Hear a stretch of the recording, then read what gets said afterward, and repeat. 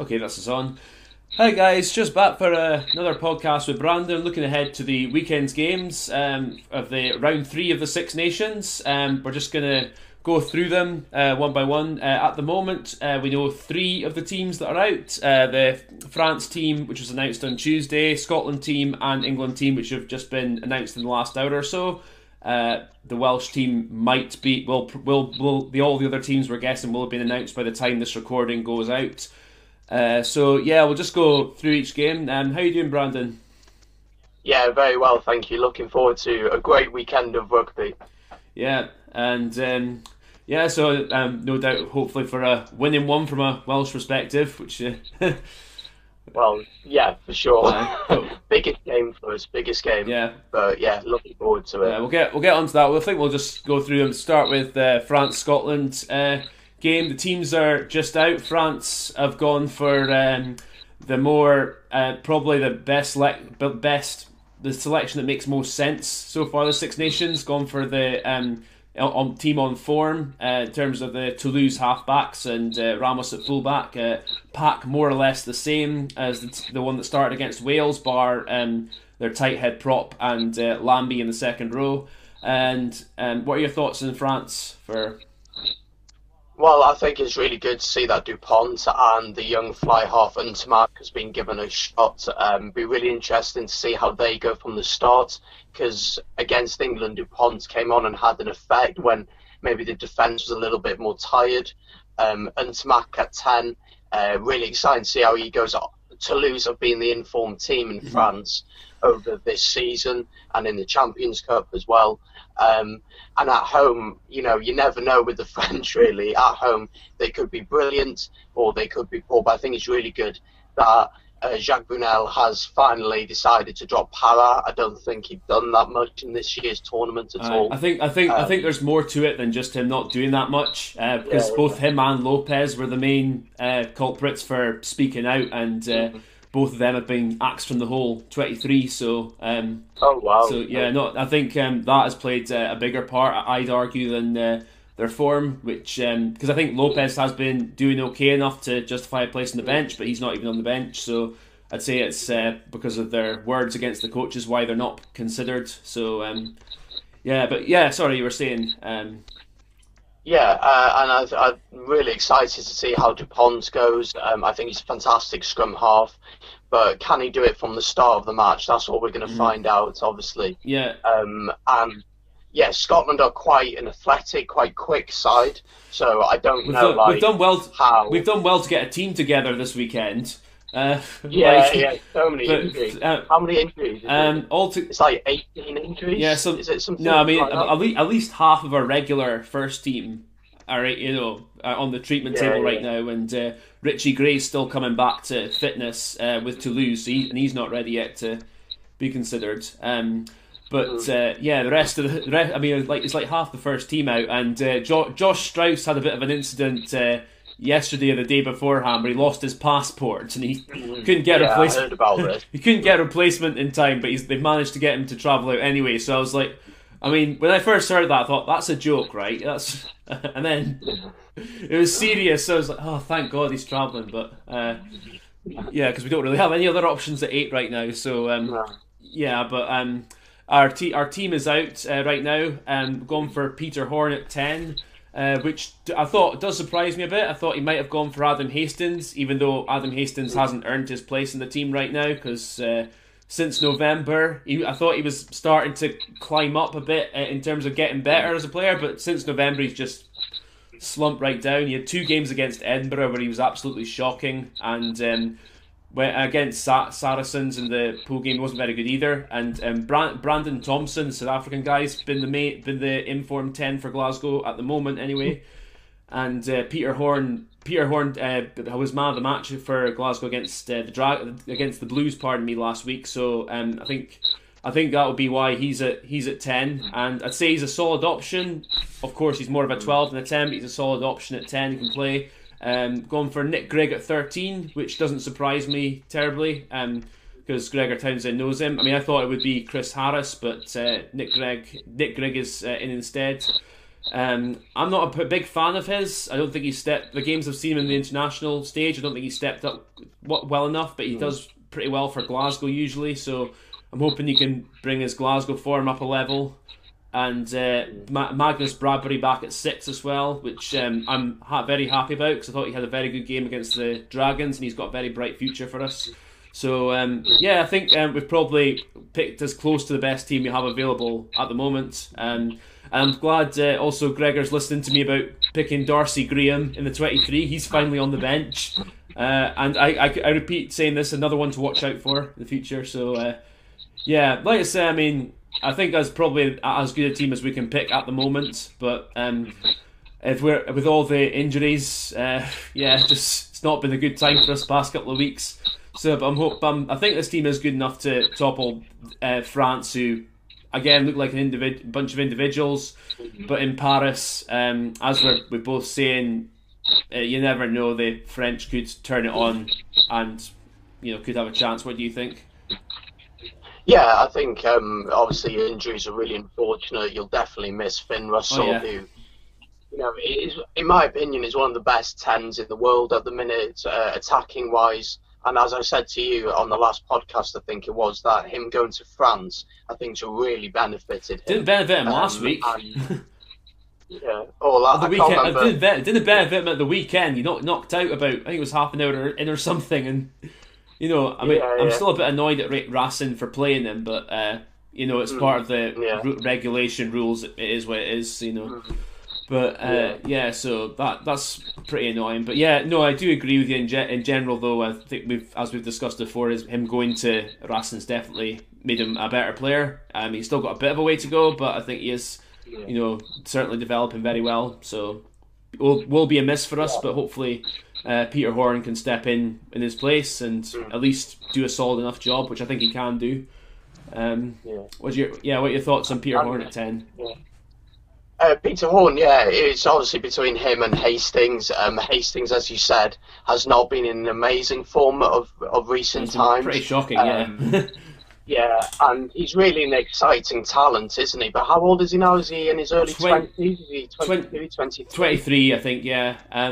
I think long term he is definitely our not first choice backup to Finn at 10, but he's still got a lot of learning to do, and he's still got like I said, that's just it really. He's just still got a lot of learning to do, both in the club and in the international stage. And like I said, his confidence isn't high right now because he's not been playing that well. So if he does come on, I'm not sure he will come. He's on the bench, but I'm not sure he will come on because wouldn't surprise me if the last 20 minutes Gregor Townsend goes for Ali Price to replace either Horn or one of the centres, and Greg Laidlaw moves to 10 like we did last year against France, and we closed the game out with that.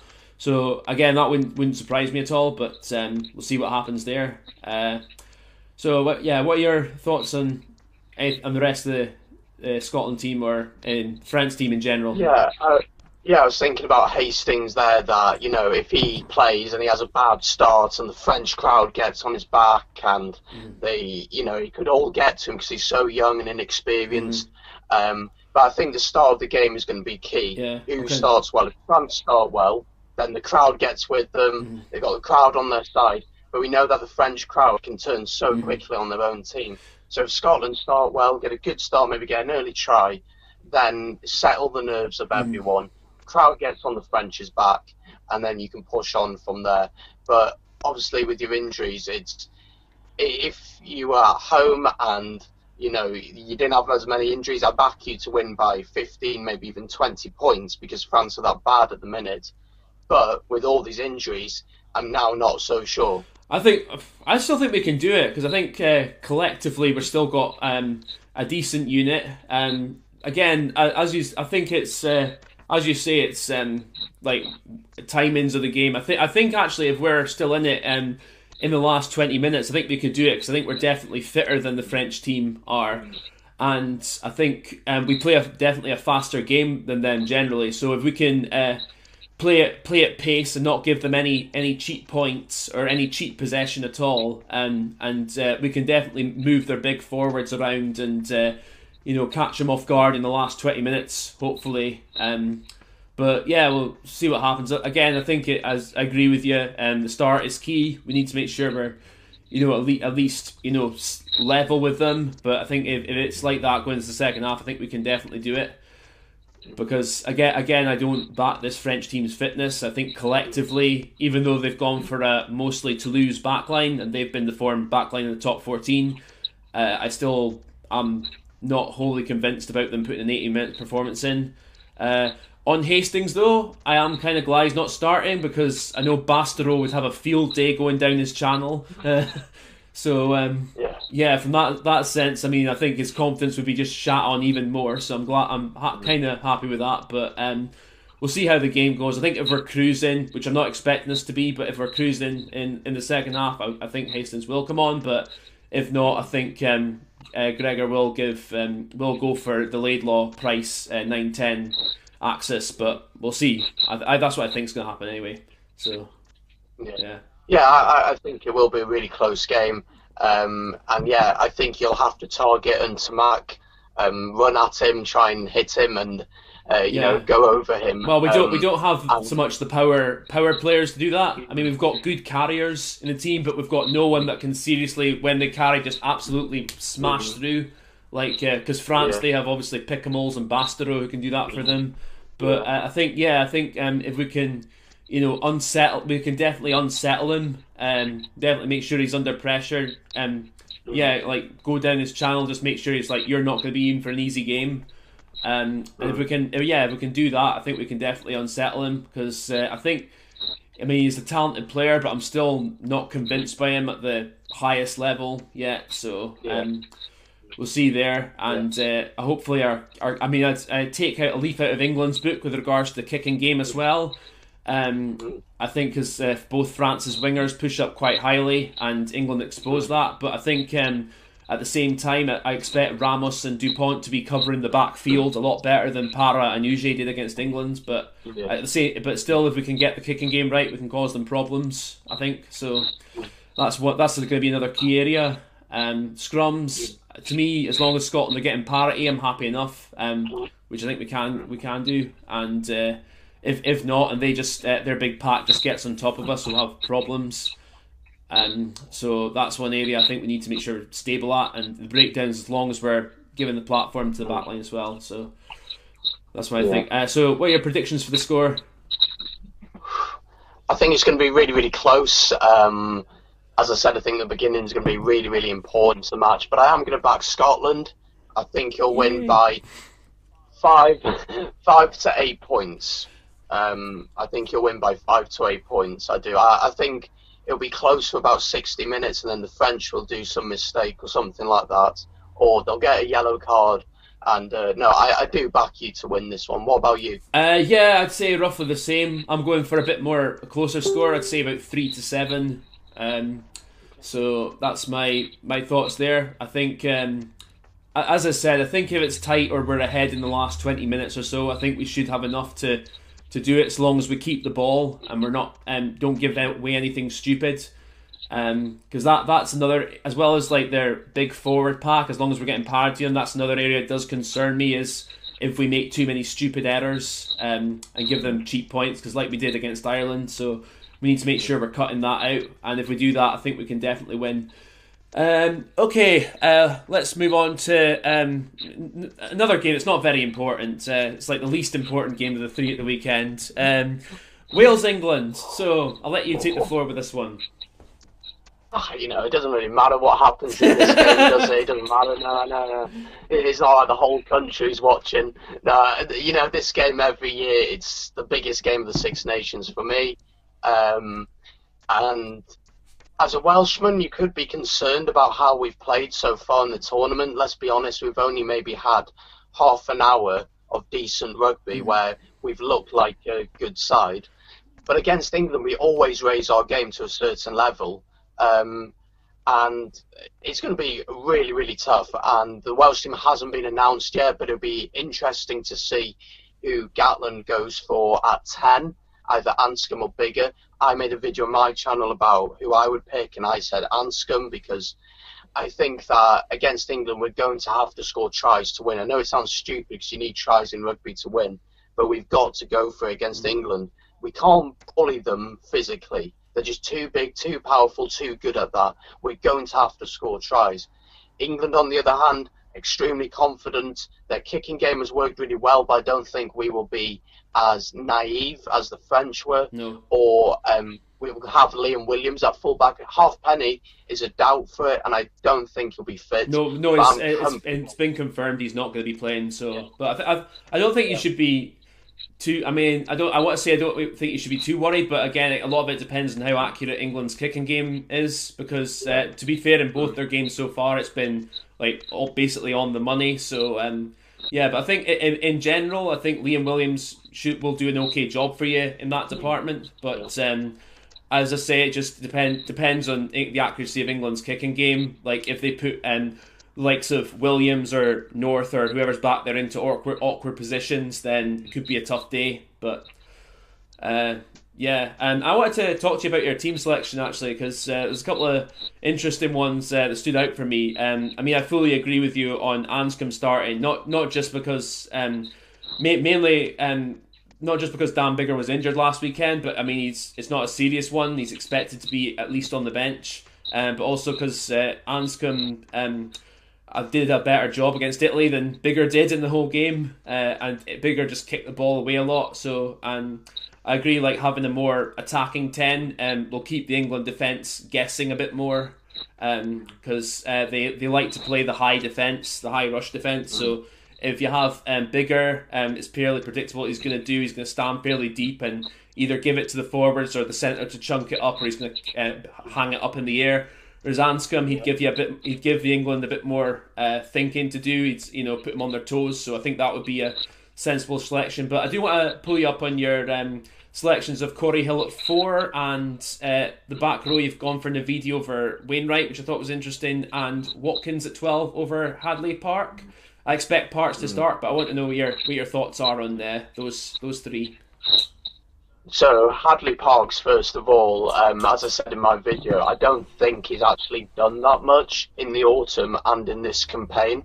I don't feel like he's obviously more experienced than Watkin, but I thought when Watkin played against Italy, he played well, and for the Ospreys over the last year, he's been playing really well. So I think Watkin is a better option, but then you lose that partnership that John Davis and that Hadley Parks have from the Scarlets, and this partnership has been built over the 2 years, you could say. So I could understand people wanting Hadley Parks, and I do expect Gatland to go with Hadley Parks, but I would like to see Watkin in. Navidi, I think we need Navidi's physical ability, his defensive ability against England, and I just think he offers more defensively than Wainwright. And I think this game's maybe a bit too big for Wainwright in this one, maybe. No, I'd expect him to be on the bench at least. Yeah, on the bench. I'd 100% put him on the bench, but I would start with Navidi. Corey Hill, I thought he came off against France and had a good impact. Adam Beard has done okay. He hasn't done anything particularly amazing. He's a good option when there's a driving maul and he can disrupt that. And, at the line out, he's a good option. But I think Corey Hill has done really well when he's come off the bench.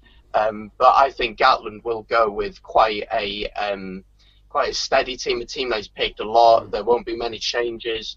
I'd expect the back three to be exactly the same with Liam Williams, North and Adams. And it'll be interesting to see who goes at 9, Gareth Davis or Thomas Williams. I think he'll go with Gareth Davis. Yeah, I'm thinking the same. And I would personally go with Gareth Davis as well. But what do you think? Yeah, I mean, I generally agree with most of what you said there. I mean, I'm not sure about the line-out option with Beer, because your line-out's not been functioning that well the Six Nations. I don't think it's been particular thing. I think it's just been a combination of like bad throwing, bad communication, and not getting it right with the jumper, etc. From what I've seen. But I think another interesting choice, which a few of your fellow Welshmen have been saying on forums, is because Jake Ball's back fit now. He played for the Scarlets last week, so and I commented on your video on this. What about him as an option? Would you have him back on the bench, or? Yeah, I'd have him on the bench. I wouldn't start him though. I think he's a fantastic option off the bench, a very powerful, strong player. Mm, But he hasn't played at yeah. all in this year's Six Nations, and I think just to throw him straight in He's not played. would He's be not maybe played a for bit. Wales in a while, to my knowledge, has he? No, no. I think I can't remember if he was injured in the autumn or if he just wasn't picked. I got a feeling he wasn't picked. I got a feeling, I'm not sure though. But I personally wouldn't start him. Mm. I'd put him on the bench. Very, very powerful, decent in the line out as well. He's a good player, but I wouldn't start him against Right. England. And yeah, I just wouldn't start him. I'm so nervous, I can feel it now. Right. And yeah, but what I was going to say, is he still doing the competition with Josh Strauss for the big beards, or has he given that up now? I've not seen him play in a wee while, to be honest with you. But I can't remember. I can't remember. I didn't watch the Scarlets game, so no, I don't know. but no, I think yeah. I mean, I think Gatlin will stick with Beard and Hill, either starting or on the bench. I expect both of them to be at least in the 23, and alongside Alan Wynne, of course. Because yeah, so that's just, I think Gatland is going to play it pretty safe with what he knows. I think apart from at scrum half, where I agree it will be Gareth Davis, I'm not. I mean, for continuity's sake, I'm not sure. Just because that would mean you've picked 3 scrum halves in 3 different games. But Gareth Davis, I think at the moment is possibly your best option. I mean, Thomas Williams. I think he could be he would be a good option off the bench possibly, but yeah, I expect it to be Davis. I'm not sure if I'd pick him though, because there are still like things about his game, like his passing is still average at best for that level. He has a renowned reputation for being slow at delivering the ball from the base as well. I mean, he's a good sniping 9, but apart from that, he doesn't. And he can defend sometimes, but apart from that, he doesn't offer all that much, I don't think. I mean, I might be a bit naive there saying that, but that's just from what I've seen of him. But yeah, I agree with you. I expect him to be starting, and I do expect it to be Hadley Parks.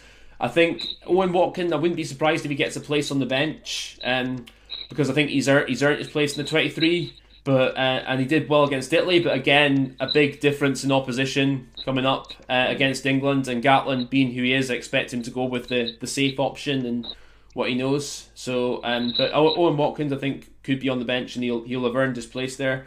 I think back row, I think he'll be the same. I think I was thinking about this. I think Ross Moriarty at 8 will be key against Billy. It's kind of an interesting one because it's like power for power. You've got like 2 like bruising number 8s going up against each other. So that'll be an interesting battle, definitely. The England, but have you got anything else to add on Wales, or? No, I don't think so. But yeah, quite nervous. Understandably. I mean, the England team's just been announced. No big surprises, of course, with Chris Ashton and Mako Vunipola injured. Straight swaps there. Ben Moon comes in at loosehead prop for Mako, and on the wing, Jack Noel just slots straight back in for Chris Ashton. So that was also the expected changes. On the bench, Brad Shields and that... Can you pronounce his name? That Joe... Cockanasinga. Joe Cockanasinga, yeah, he's back on the bench. So those are the England changes to play you guys on Saturday. What are your thoughts there? Well, yeah, no shock with Noel coming in for Ashton. Obviously, Toje is out again. He's not ready for this match. I wasn't and then Mako's out. Mako is out. He's been England's, I would say, one of England's best players so far. Yeah, I agree. Against Ireland, I think he put in like 18 tackles or something. 23. Crazy like that. 23, sorry, which is even crazier. And yeah, he had such a big impact. I'm not surprised that Eddie Jones has gone for continuity. Why change something that's worked so well? My only argument for England would be, they've faced Ireland, but Ireland didn't play well at all, let's be honest. Even though England were brilliant, don't get me wrong, Ireland didn't play that well. Against France, France were awful, so they haven't really had a test. And coming to Cardiff with the roof closed, 74,000 crazy Welsh people screaming at you, makes it a bit different. and I think we will raise our game for it. Mm-hmm. Owen Farrell's going to be key. We have to try and disrupt him if it's even possible, because I hate to say it and I hate the guy, but he's a great player. Yeah, He's a really yeah. good player. Same as Ben Youngs. And yeah, we need to try and not give them silly possession. We have to be very, very disciplined, because Farrell's going to kick from anywhere, and you've got Daly as an option to kick as well if they have a chance from maybe halfway. If it's tight, they can obviously kick. And yeah, it's going to be very, very physical and very, very close, I think. What about you? Yeah, I mean, I don't know about Ireland, and I mean, France were bad, but I don't know about Ireland. I didn't actually think Ireland were all that bad against England. I just thought England outsmarted them. I mean, Ireland, they looked a bit rusty in many places, but I think England's kicking game and their defence was just so on the money and just so crisp and so good that Ireland just didn't know how to handle it. I think it's going to be. I think it could be, England will play fairly similarly against Hughes. I've no doubt they'll look to use their kicking game to put your back three into awkward positions and to put you under pressure and get field position. I expect their defence both. It's going to be an interesting one because both defend very similarly. I expect you to be. Pardon me. Expect the defensive battle to be interesting, and I think it will come down to. I mean, I agree it's going to be a close game, and I think it's going to be small margins that decides it. I think it's going to come down to one missed tackle or one loose kick or one moment of genius from either side. I think it's going to decide it. But I am going to slightly back England just on form. Sorry, man, just on form. But I do think Wales will definitely be better than you were in your first two games. But I do expect England just to have a wee bit too much for you, just on form. Yeah, it's. I mean, my heart is screaming out Wales, obviously, and yeah, as you say, I think we will be much better because it's England, because we have to be. And it's Cardiff as Gatlin well. Said against it. Yeah, and Gatlin said against Italy, if we play like we did against Italy, it could be embarrassing against England. It will be, yeah. So I do expect it to be better. It's going to be so close. I'm going to back Wales because I'm Welsh. So my heart says Wales. My head is leaning slightly towards England. But I'm going to stay with Wales, and I'm going to say we're going to win by 3 points. I'm just putting it out there now. Go for it, man. Go for it. Because I had Joe on. You saw the podcast with Joe I had the other day, and he was backing Wales by 9, and I thought, really, okay. So wow. he's an Irish fan, so Yeah. I mean, no, I think England will win by about 3 to 5 or 6 points, but I think it'll be similar to the game a couple of years ago, where it'll be like I said, nick and tuck, and it'll be one moment here or there that will decide it. But again, with England, how well England are playing, I expect them to be a bit too much. But I think you will give it at the very least a good enough account of yourselves to get at least a bonus point, I'd say. And I think the start of the game again is going to be key. England have scored within the first 3 minutes in each game so far, and we just can't afford to start poorly and let England get their tails up. If we can get an early score and get the crowd going, and the pressure's on England, and when we put a high ball up and they're under pressure to catch it, we need to put pressure on them. And if you let England play their game, they're going to win. So we have got to make sure that we start well, we're disciplined, and I think we just throw the ball about, because that is what we're good at now. So why are we going to, if we try and bully them up front, it's not going to work. So I really hope we don't try and do something like that. That's going to be key with your defence as well, when you're up against likes of Billy and Manu. If you can stop them behind the gain line, or at the very least on the gain line, I think you can definitely get a big boost from that, and that'll be something that I think could rattle England a bit, because there'll be, and no doubt there'll be moments, especially when if you're defending really well, where they'll just be looking to get over the gain line, be looking to get the big bashers in, and if you can stop them at least on the gain line, that'll give you a lot of confidence. So that'll be key, I think, just making sure you're stopping their power men and making sure that you're tactically smart as well, and not giving away anything cheap or any silly points away. So I think that's how you got to win. And your kicking game, I think, has to be on par with how England's kicking game's been as well. Because I don't think defensively this back three of England has been severely tested greatly. I think Elliot Daly's a fine enough attacking fullback, and he's done well under the high ball. But defensively, 1-on-1, I've not really seen him tested greatly so far. So I'll be interested if he can do that. So I'm sticking with what I'm saying. Shall we move on to Italy against Ireland? Yeah. Don't have to spend too long on this one if you don't want to. No disrespect to either team, but I expect Ireland to win, of course. But there's talks about them making a few changes. What are your thoughts there? Yeah, it'd be interesting to see what they do. I don't know if Sexton's going to be fit for this one, but if not, Carberry, it'd be interesting to see if he starts it. Sexton will be Give fit. him a go. He will be fit. But I still wouldn't be shocked if Schmidt decided to go with Carberry, because, let's be honest, Ireland, even with their second team, you'd expect them to go and beat Italy quite comfortably.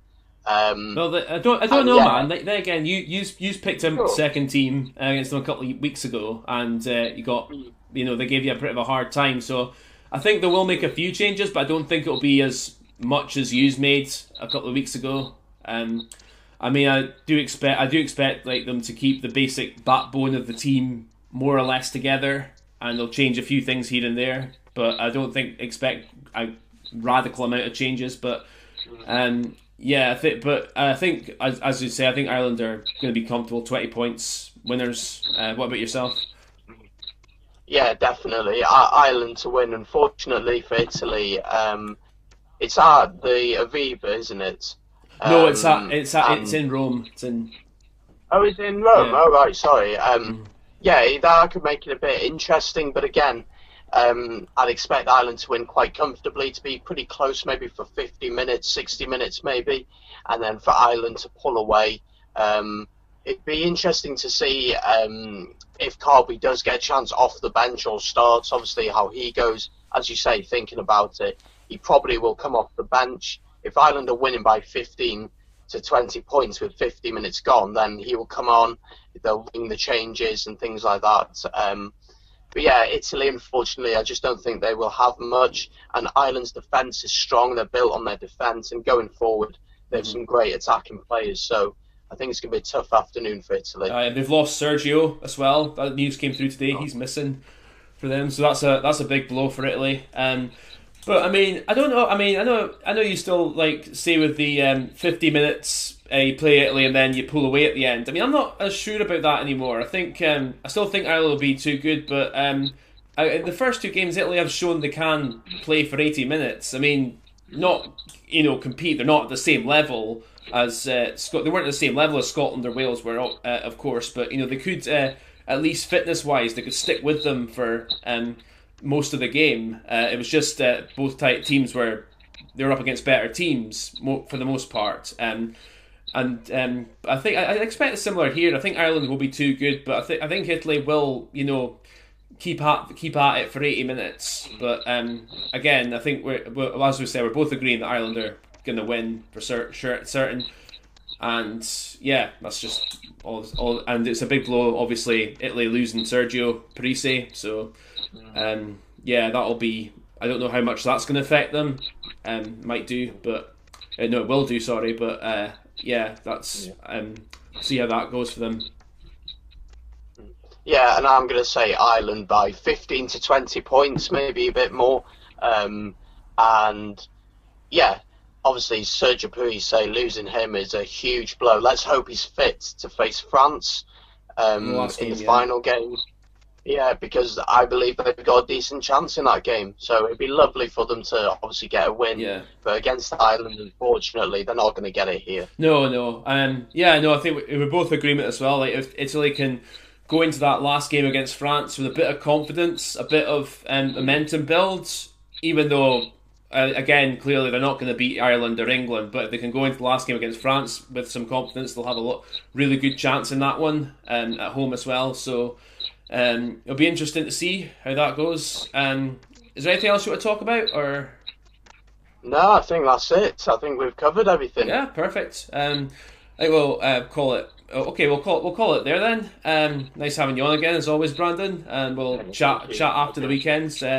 Hope we all have a good weekend, guys, and that give best luck to all the teams except for France. From my point of view, and England, and England, and England. Aye.